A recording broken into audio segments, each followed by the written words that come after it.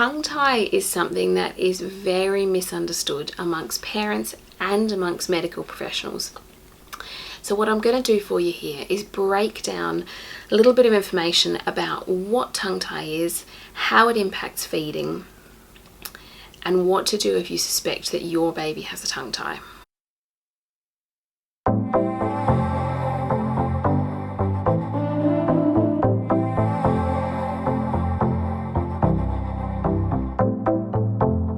So tongue tie is the common name for what we call restrictive lingual frenulum.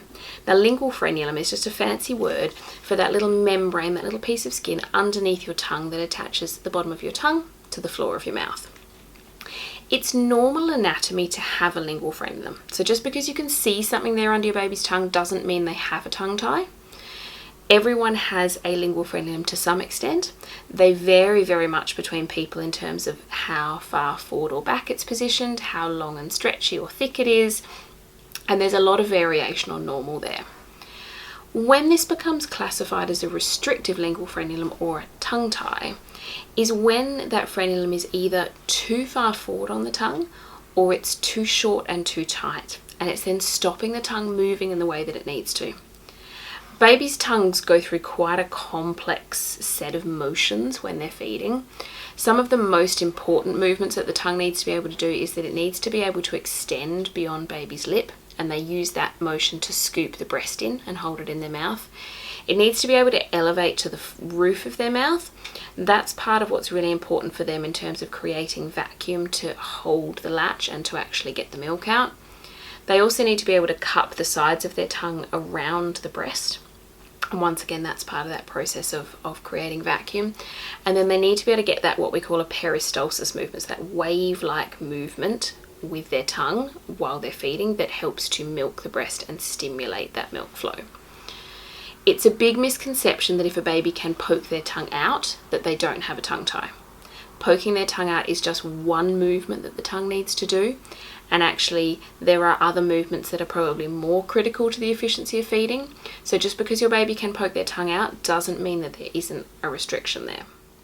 You'll commonly, when it comes to tongue ties, hear terms like posterior or anterior. These terms just refer to where the frenulum is located. So anterior means at the front, posterior means at the back. Once again though, whether a tongue tie is anterior or posterior doesn't define how severe that tongue tie is. It doesn't mean anything about how it's restricting the function.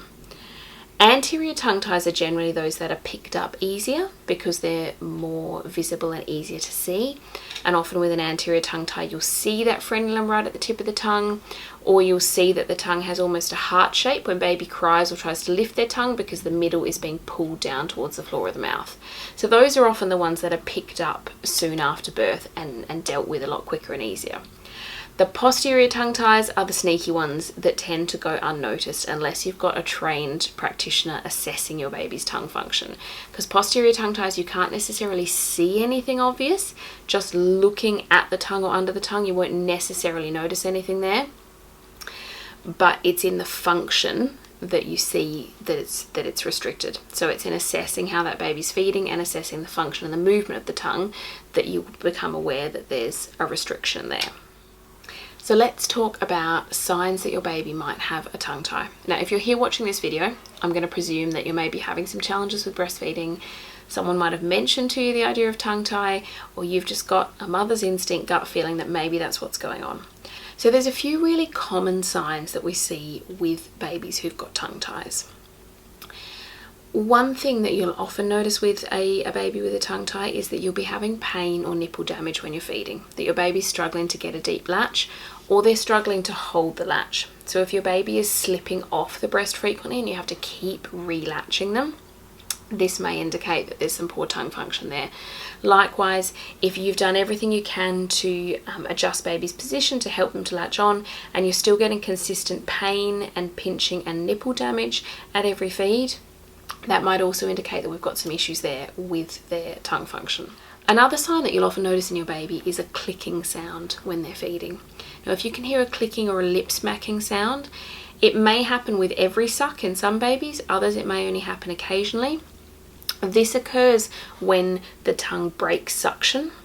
So where you've got, if you imagine your baby's tongue and you've got the little membrane of the frenulum under here, where that frenulum is tight and it's restricting the tongue, as baby tries to move their tongue forward in that motion for feeding and it gets pulled back by that membrane, it makes that little sound. You'll get that lip smacking type sound, and that's a good indication. If that's happening pretty consistently or at most feeds or with every suck, good indication that there's some restriction there in the tongue function.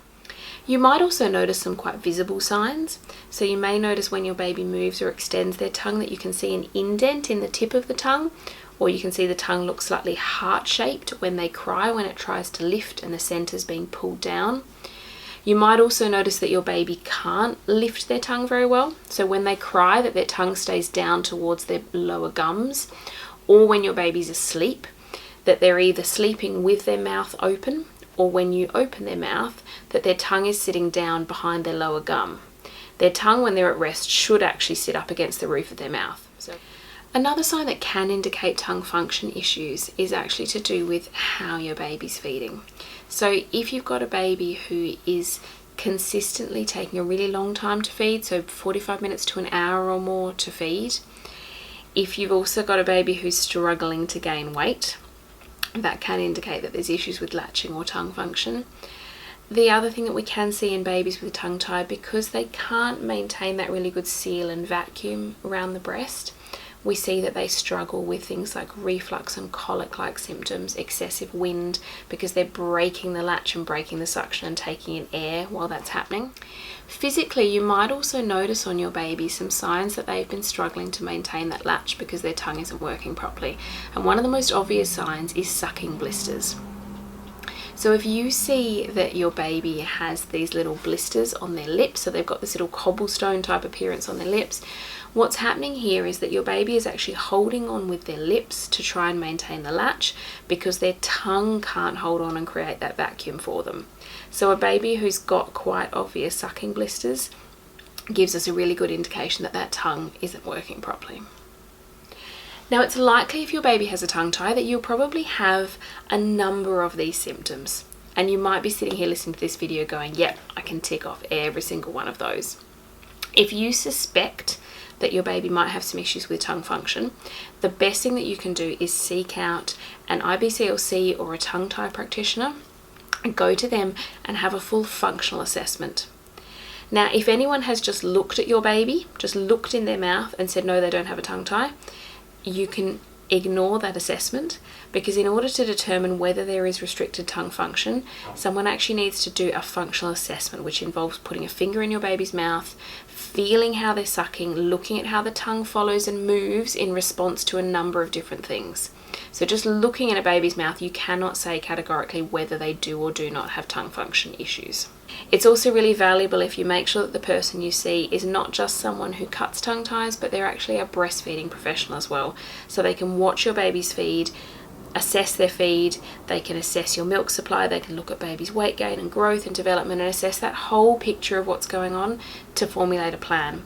And that plan might include having that tongue tie released, but it also needs to cover all those other bases in terms of your feeding.